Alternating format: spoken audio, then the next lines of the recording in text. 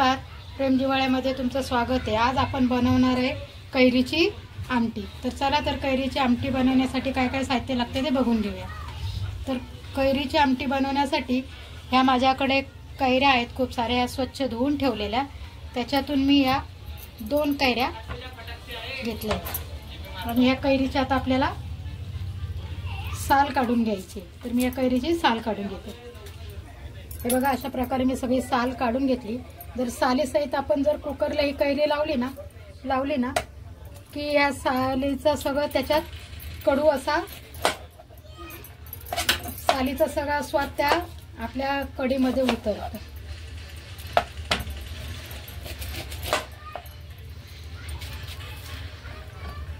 कवळी मस्त अशी ही कैरी आहे आपली, बघू शकता तुम्ही। मी याचे सगळे आता तुकडे करून घेते आणि याच्यातली कोय आपल्याला बाजूला काढायची।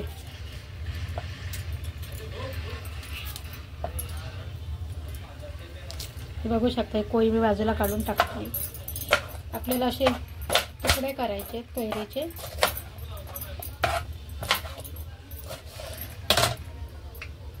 आणि हे मी असे कुकर मध्ये टाकते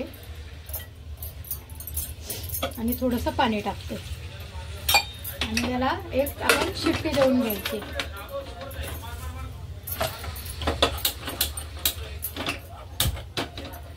आता या कुकरला मी एक शिट्टी देऊन घेणार आहे, तोपर्यंत आपण वाटण काढून घेऊया। चला तर आता आपण वाटप करून घेऊया। कैरीच्या कढीसाठी लागणारं साहित्य बघून घेऊया। हे ओलं खोबरं अर्धी वाटी किसून घेतलेलं, हे 4-5 लसणाच्या पाकळ्या, 1 इंच आलं, 3 ते 4 हिरव्या मिरच्या, 3 ते 4 हिरव्या मिरच्या, थोडीशी कोथिंबीर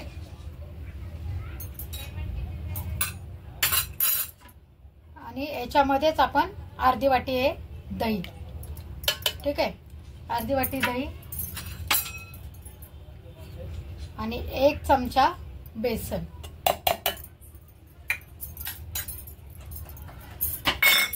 आता आपण हे सगळं फिरून घेऊया। हे बघा, आपलं कढीचं वाटप बनवून रेडी आहे। आता आपण मागाशी आता तुम्ही बघू शकता ही आपली कैरी मस्त गळली आहे। हे बघा, त्याच्यातली कोय पण होती याच्यामध्येच।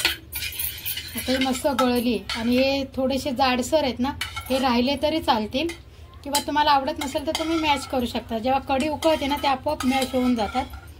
तर आता हे मी परत गॅसवर ठेवते। मस्त मऊ झालेली आपली। याच्यात टाकायचंय या कैरीमध्ये।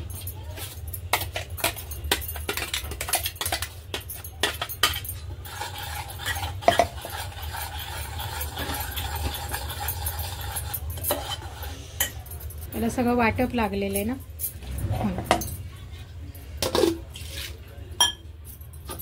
टाकलंय मिक्सर धुवून सुद्धा, पाणी होतं ते मिक्सर मध्ये जे लागलं होतं ना वाटप ते सुद्धा।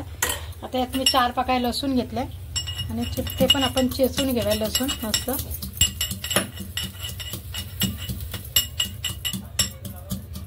ठीक आहे, लसूण चेचून झाला। एकीकडे मी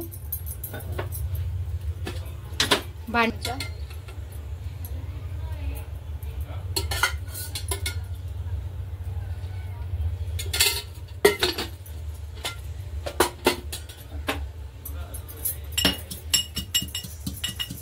कढीमध्ये या दही टाकलेले आहे ना आपण, तर कढी फुटू शकते, म्हणून या कढीला जास्त असा उकळ नाही काढायचा आहे। आता आपलं तेल तापले,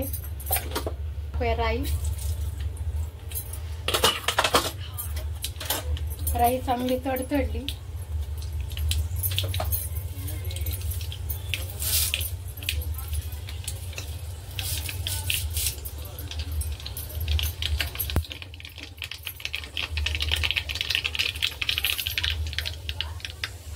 राई चांगली आपली तडतडली। आता आपण जरा गॅस बारीक करायचा आहे आणि कढीपत्ता टाकायचा। कढीपत्ता टाकला की थोडीशी मेथीचे दाणे टाकायचे। हे बघा, मेथीचे दाणे टाकायचे।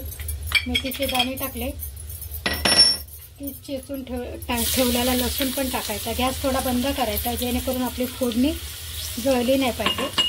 आणि याच्यातच टाकायचं हिंग,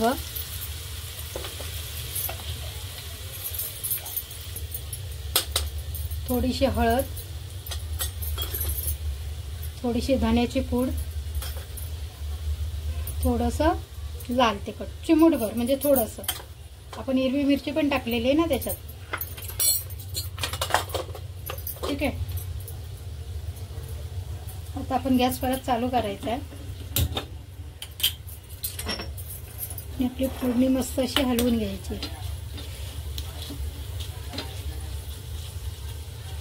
आता गॅस बंद करायचा आणि ही फोडणी आपण याच्यावर टाकायची. हे भांडच असं बोलवायचं.